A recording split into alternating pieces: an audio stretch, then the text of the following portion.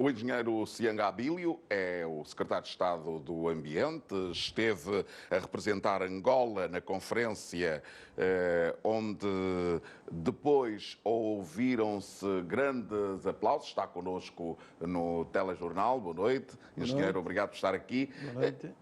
Como é que caracteriza este acordo que está a ser considerado de histórico para a defesa do planeta Terra? E também, engenheiro, aqueles aplausos todos depois da assinatura do acordo, o que é que significaram? Muito tempo de negociação?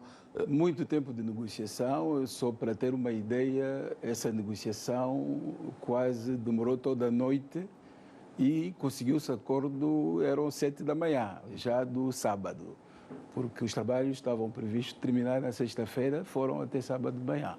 Mas dizer também é considerado histórico porque ficou provado de facto, mais uma vez, que com a vontade política da comunidade internacional, com a conjugação de esforços dos países desenvolvidos, dos países emergentes, dos países em desenvolvimento, é possível salvar o único planeta que temos hoje com condições da vida humana. Como viu na peça, esteve presente o presidente Paul Kagame, que fez a abertura, e o secretário do Estado americano John Kerry.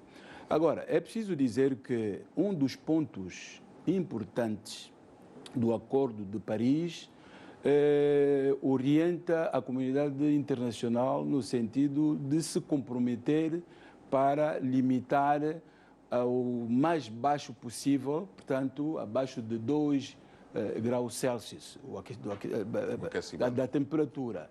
Portanto, ou seja, até 1,5 graus Celsius.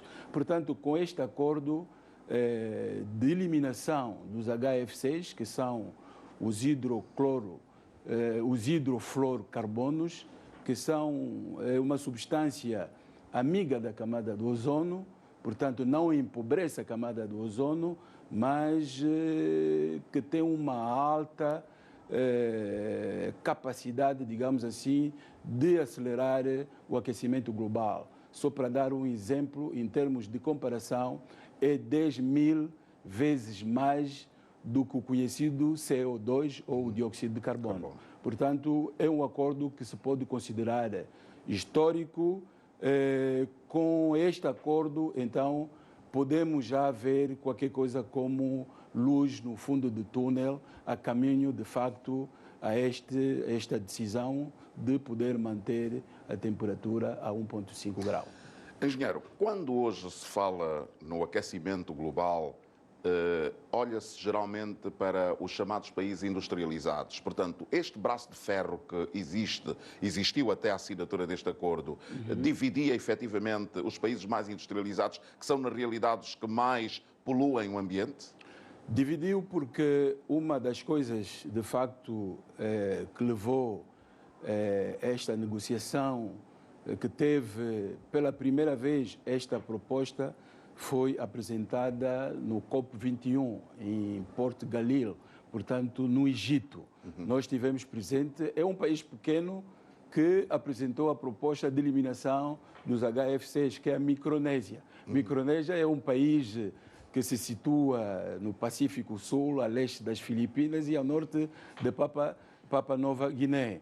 Portanto, esta proposta teve um apadrinhamento, portanto, um suporte, apoio dos Estados Unidos, do Canadá, mas nós, na altura, como a substância não está regulamentada no Protocolo de Montreal, é regulamentada no Protocolo de Kyoto, nós, com os países emergentes, com a China e a Índia, de facto, não estávamos de acordo. Por duas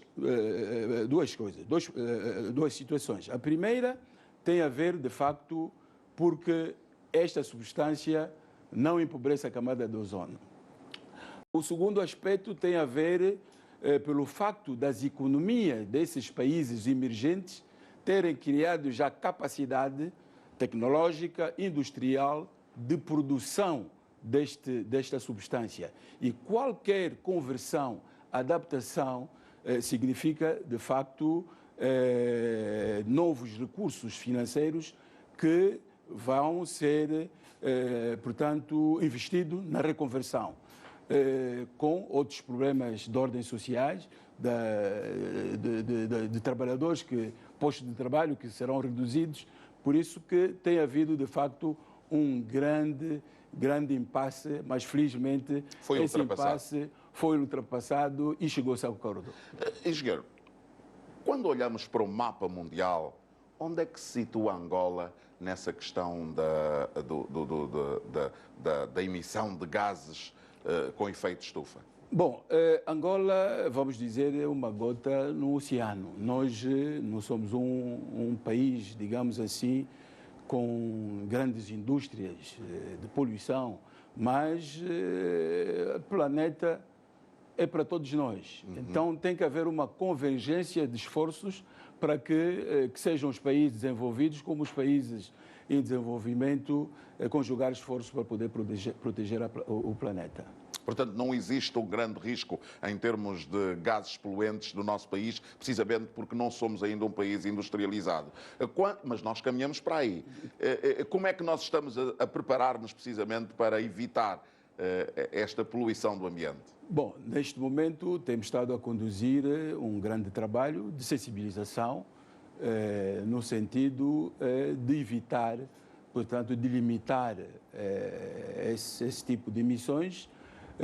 Temos estado a trabalhar com as várias áreas, que são setores que emitem nos seus processos de produção, de adotar os procedimentos ambientais, utilizar as melhores tecnologias ambientais para reduzir, portanto, as emissões.